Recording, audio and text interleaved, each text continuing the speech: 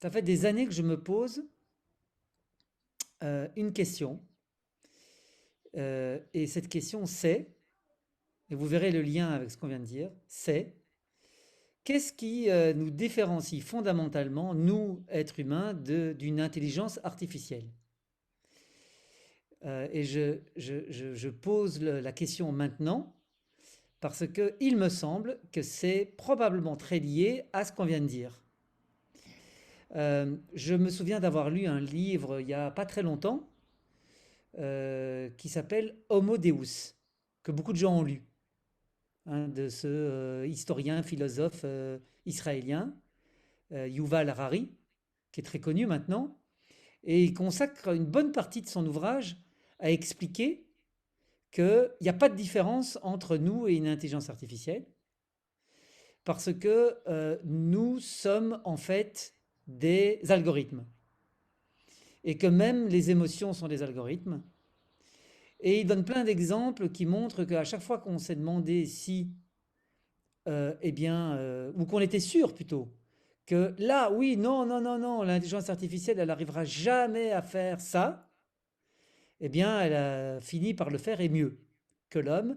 Et les exemples, c'est bien connu, hein, c'est telle intelligence artificielle a créé une symphonie en, en absorbant toutes les symphonies qui existent dans le monde. Elle a créé sa propre symphonie.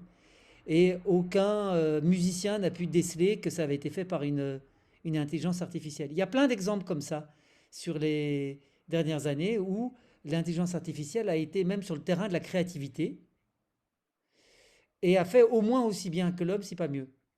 Et donc maintenant, alors je vous en parle aussi parce que moi c'est un sujet aussi qui me préoccupe au niveau professionnel. Et ça fait longtemps que je veux écrire quelque chose sur ce sujet, mais ça n'a pas encore vraiment atterri, quoi. Sur, mais avec ce qu'on vient de dire, est-ce que vous pourriez poursuivre cet échange avec ça comme question? Mhm. Qu'est-ce qui nous différencie fondamentalement de l'intelligence artificielle?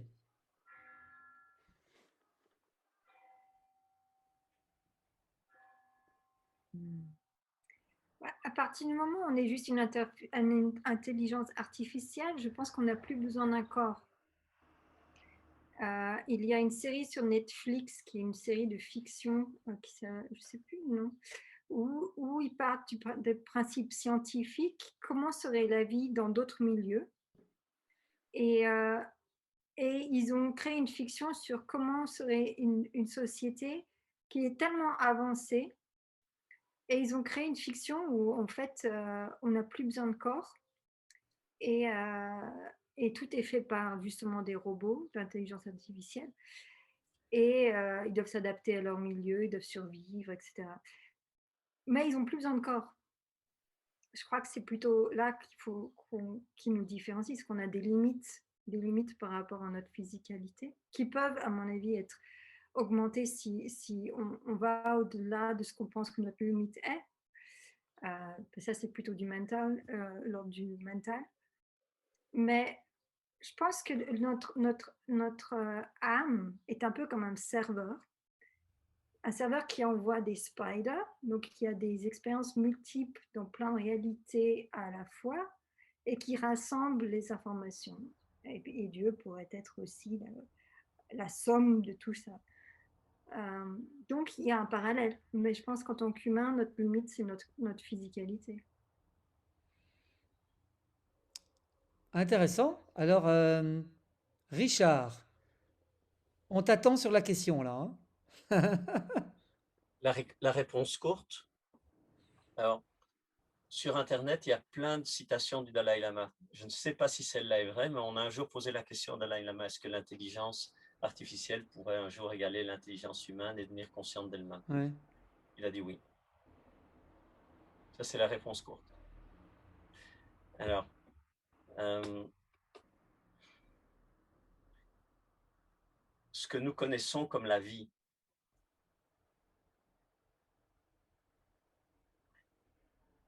nous avons une telle habitude d'identifier la forme à la vie qu'on définit la vie à travers les symptômes de la forme. L'intelligence, par exemple, l'intelligence humaine, l'intelligence animale, l'intelligence est une des caractéristiques de la vie. On pourrait se demander, au-delà de l'intelligence, est-ce que l'homme sera un jour à même de recréer des formes de vie? Mhm. Pas simplement l'intelligence, mais des formes de vie. Genre golem, Mhm. prendre de l'argile et insuffler la vie dans Mhm. cette création. Et pour moi, il y a une différence fondamentale entre la reproduction des caractéristiques des formes de vie et la reproduction de la vie. La vie est la conscience. La forme de vie, ce sont ces 5 énergies qui viennent, en sens qu'on a, le mot c'est kosha, c'est une cassette, c'est une couverture qui vient couvrir la conscience. Et les caractéristiques de la vie se manifestent à travers la forme, à travers la matière, qui n'est pas simplement la matière physique qui est la dernière, mais c'est la matière éthérique, émotionnelle, mentale, subtile et causale. Et lorsqu'on pose la question, est-ce qu'on peut reproduire l'intelligence? C'est en fait, est-ce qu'on peut reproduire un des aspects des véhicules, un des aspects qui manifestent la vie, qui sont des symptômes de la vie dans la forme. Par exemple, on imagine qu'en manipulant l'ADN, on va créer une nouvelle forme de vie. Et on va dire on a créé la vie. On utilise les blocs cellulaires, on manipule la génétique et on fabrique la vie. Et l'illusion qui existe dans ce monde et qui est opérationnellement active dans certaines dimensions, il y a des êtres vivants dont le job est de créer des formes de vie, les devas, les demi-dieux de la mythologie hindoue, ou les dieux et les demi-dieux grecs, qui ont des pouvoirs bien au-delà de ce qu'on peut imaginer et qui créent de l'intelligence, qui créent des formes de vie. Plus ou moins ex nihilo, mais c'est jamais ex nihilo, c'est à travers la matière, si on joue avec le puzzle et on fabrique des nouvelles formes de vie. Donc, est-il possible de pousser l'intelligence artificielle au-delà de ce qu'on connaît actuellement, au point qu'elle ressemble à l'intelligence humaine? Oui, absolument. Est-il possible de créer des formes de vie synthétiques qui ressembleront à la forme humaine? Oui, absolument. Mais ça, c'est en manipulant la matière première de l'univers, qui est Shakti, l'énergie, et fondamentalement, c'est le péché du bris. C'est la tentative d'accéder à la connaissance divine et en être la source. On ne fait que manipuler une énergie qui existe déjà. Et on va pouvoir y arriver de manière tellement plus grande que ce qu'on imagine actuellement au niveau scientifique, que c'est incommensurable, c'est au-delà de tout ce qu'on peut imaginer. Il y a une capacité bien plus grande à maîtriser la matière, l'intelligence, et à faire des choses qui ressembleront à la vie, à des corps, à l'intelligence, que si on devait être confronté à des productions. Allez, prenons un exemple. Les ordinateurs de bord des ovnis sont conscients des êtres vivants qui les pilotent, qui les abritent. Ils sont conscients bien au-delà de ce qu'on peut comprendre, imaginer, veillent à la santé et au bien-être des entités conscientes, vivantes qu'ils abritent. Voilà un petit bout de science-fiction gratuit. Et oui, l'intelligence artificielle peut être gonflée aux stéroïdes et ressembler et dépasser l'intelligence humaine, étant bien en deçà de ce qui peut être développé. Et on a des ressources bien plus grandes en tant qu'être humain qui demandent d'être développées. Et ça ne prendrait pas grand-chose en termes informatiques de développer des ordinateurs quantiques dont la capacité mémorielle en quantité de terabits et de teraflops dépasse la capacité euh, de mémoire vive et de mémoire morte, et donc ressemble à s'y méprendre ou dépasse la capacité humaine. Mais ça ne fera pas pour autant illusion. On n'aura pas créé la vie, on aura poussé les capacités techniques au-delà de ce qu'on fait actuellement au niveau scientifique. Mais par rapport à... Tout à fait. Je comprends ce que tu dis, Richard. Euh, si on reprend ce qu'on disait tout à l'heure sur les corps subtils, je m'attendais en fait à ce que tu nous dises qu'une intelligence artificielle ne peut pas être multidimensionnelle comme nous le sommes, ne peut pas avoir des corps subtils. Et c'est pour ça que je proposais de rebondir par rapport à ce qu'on disait sur l'intuition. Est-ce qu'une intelligence artificielle peut avoir une intuition comme on l'a définie? Est-ce que c'est pas ça qui va différencier finalement l'intelligence artificielle de l'intelligence humaine? Non, parce que là, on est encore dans le royaume matériel, on est dans la dimension matérielle. Donc, on peut créer des êtres dotés d'intelligence humaine et dotés d'intelligence subtile. Hmm. Donc, dans l'univers, il y a des créateurs. Et ces créateurs jouent avec tous ces éléments pour créer des créatures. Et c'est ça qui fait la variété de la vie dans l'univers. Et c'est ça qui fait la variété des costumes. Ce que nous ne pouvons pas, en tant que créatures créées, c'est la conscience. La conscience est une étincelle divine. La conscience est Dieu. Nous sommes la source. Et nous ne sommes pas à même de créer Dieu, nous sommes des créatures. Mais on peut jouer avec la création jusqu'au point où on s'illusionne de croire qu'on est le créateur, Mm. y compris les dimensions subtiles. On peut créer des corps subtils techniquement. On peut créer des corps dans le causal techniquement. Oui, alors je pense que ce que tu dis va être compliqué à saisir pour beaucoup de gens, parce que lorsqu'on parle d'intelligence artificielle, on imagine quand même des machines, et il est difficile d'imaginer que ce soit autre chose que des machines ou que des programmes. Euh, Toi, il me semble quand même que tu es bien au-delà. Ce que tu dis, c'est qu'il est possible et qu'il existe des dimensions, des êtres dans certaines dimensions qui ont la capacité euh, de, euh, de, de de recréer du vivant même au niveau subtil, mais, mais, mais en utilisant les matériaux de base de l'univers. Et il faut pouvoir se l'imaginer cela. Aujourd'hui, on est, et je suppose quand même pendant encore pas mal de temps, euh, en train de créer des intelligences artificielles qui restent des programmes informatiques très Justement, puissants. alors Ouais. justement, tu disais qu'on ne va pas pouvoir s'imaginer ça, alors regarde Terminator Oui. et Skynet, Mhm. qui produisent des intelligences artificielles qui sont tellement ressemblantes à l'être humain. C'est pour dire, c'est là dans l'égrégore collectif, Oui. on s'imagine la possibilité de créer des êtres qui ressemblent aux êtres humains et qui en ont toutes les caractéristiques. Donc, Même c'est Oui. ma génération, par exemple, on a grandi avec des dessins animés du genre Ulysse 31 ou Albator, où il y avait ce que Richard décrit. Il y avait une sorte d'ordinateur de bord qui était très humain, très empathique, qui...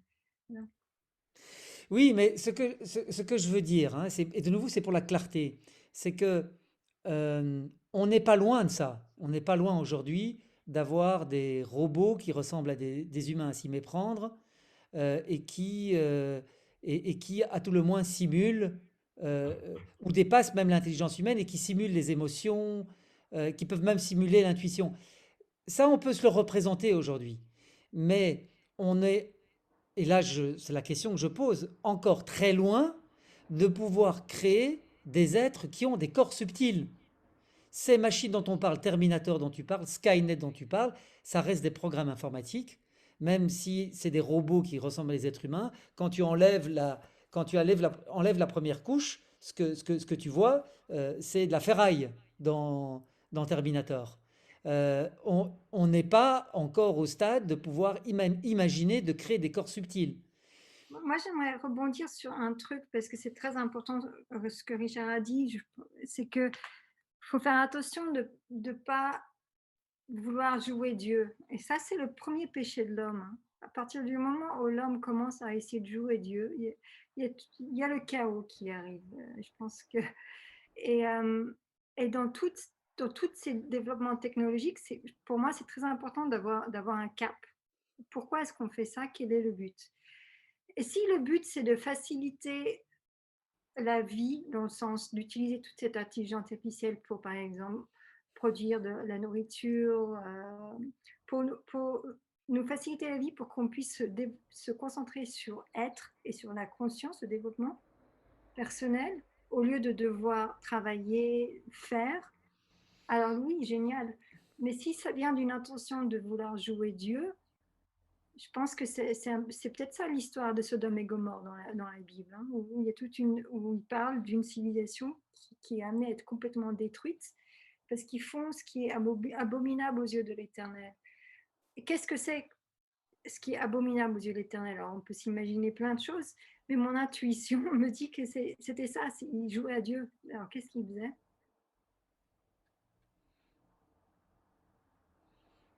Richard, tu veux réagir? La description que tu fais de Terminator, où quand on enlève la peau artificielle, il y a de la ferraille, ça c'est les anciens modèles. Après, tu as les nouveaux modèles qui évoluent, où c'est des genres de nanites, où c'est du métal liquide, où il n'y a plus de ferraille dedans. Alors, prolonge le raisonnement. La création, les atomes, les molécules, ne sont qu'une manifestation plus dense d'énergie subtile. C'est comme ça que la philosophie du Samkhya ou différentes philosophies euh, d'émanations successives décrivent la création de la matière. Donc la matière visible est une manifestation plus dense d'une matière subtile, qui est elle-même une manifestation plus dense d'une matière plus subtile. Et donc on se retrouve avec les 5 corps de l'Advaita, les 7 chakras, où on va du plus dense au plus subtil. Mais fondamentalement, c'est de la matière. Matière de plus en plus dense ou matière de plus en plus subtile. Et lorsque la conscience est pleinement alignée sur la capacité de reconnaître ou d'habiter ces différentes dimensions, on peut à ce moment-là enclencher une dynamique créationniste à partir d'une dimension subtile et fabriquer de la matière plus dense. C'est la manière dont beaucoup lorsque la science en sera là, ce seront des imprimantes dimensionnelles. C'est-à-dire Mhm. qu'on met un programme dans une dimension et puis la matière s'aligne dessus. C'est comme ça qu'on fabrique les ovnis. Donc, c'est pas du tout avec des clous et des boulons. Mhm. Allez voir ce que Stephen Greer en pense. Et Mhm. c'est une des raisons pour lesquelles tout ce genre de truc est fondamentalement perturbant, parce qu'on parle d'énergie du point zéro, donc la manifestation de l'énergie électrique ou atomique ici n'est qu'une manifestation du point zéro, donc la fluctuation du champ quantique. Mais au-delà de la fluctuation du champ quantique, il y a les champs sous-quantiques, il y a l'énergie subtile qui aligne l'énergie matérielle, qui aligne l'énergie dense. Et la capacité de manipuler ces différentes énergies dépend du niveau de conscience. Lorsque le niveau de conscience est complètement aligné et ouvert sur ces dimensions subtiles, on a la capacité de manipuler et de faire apparaître quelque chose qui semble vivant, qui ressemble à la vie, mais qui n'est en fait qu'une manipulation de toutes les énergies qui précèdent. Et Mhm. ce genre de choses existe. On pourrait dire, si on veut le dire autrement, le golem, il y a dans le judaïsme, il y a 5 souffles de Dieu. Nefesh, Ruach, Neshama, Haya, et j'oublie le 5e, qui sont des manifestations de l'énergie divine dans la matière.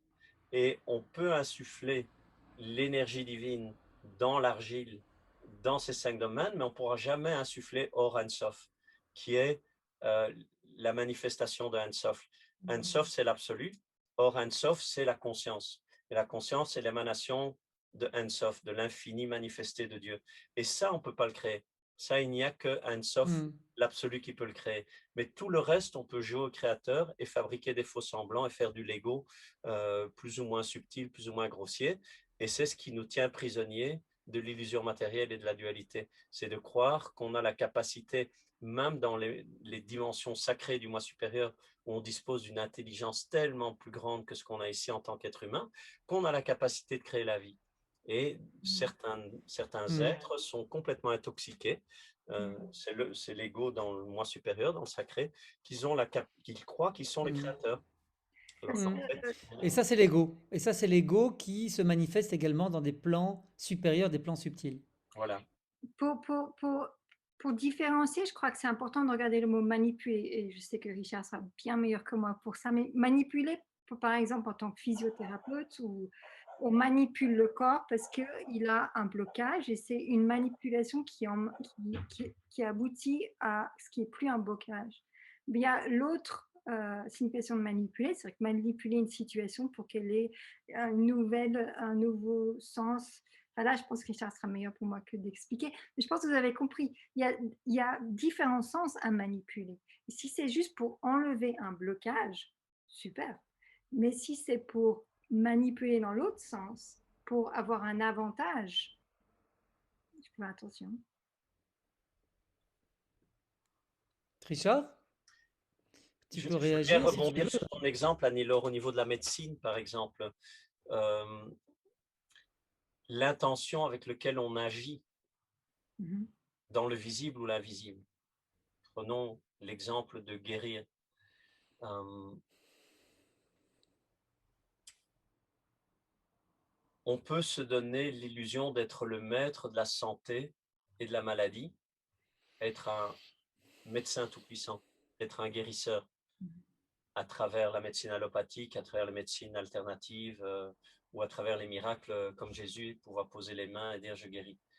Mais fondamentalement, nous sommes responsables de nos actes, mais pas de leurs conséquences. On en revient à cette notion de rien ne se passe sans la volonté divine. Il n'y a pas un brin d'herbe qui bouge sans la volonté divine. Et si on oublie ça, on pense qu'on est à ce moment-là le maître et qu'on manipule la matière. Et ça peut aller de la caricature au niveau physique, au niveau grossier, ou ça peut aller dans le subtil.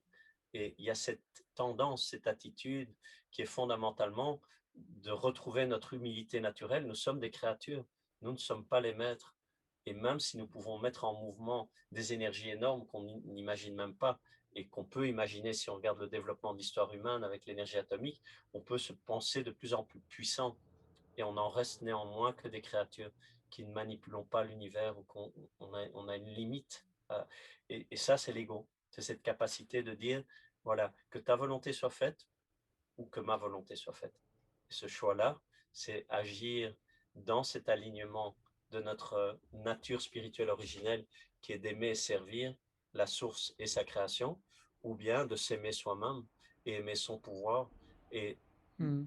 manifester à travers de nos capacités des choses de plus en plus grandioses en disant c'est moi qui l'ai fait, c'est moi qui guéris, c'est moi qui crée de l'intelligence artificielle, c'est moi qui crée des corps, etc. Jusqu'au moment où on meurt et on se rend compte, ah, il y a quand même un petit truc qui ne marche pas, que je n'ai pas contrôlé là. Donc, toutes les formes sont temporaires. Il n'y a que la conscience qui est éternelle et il n'y a que notre nature originelle qui est éternelle.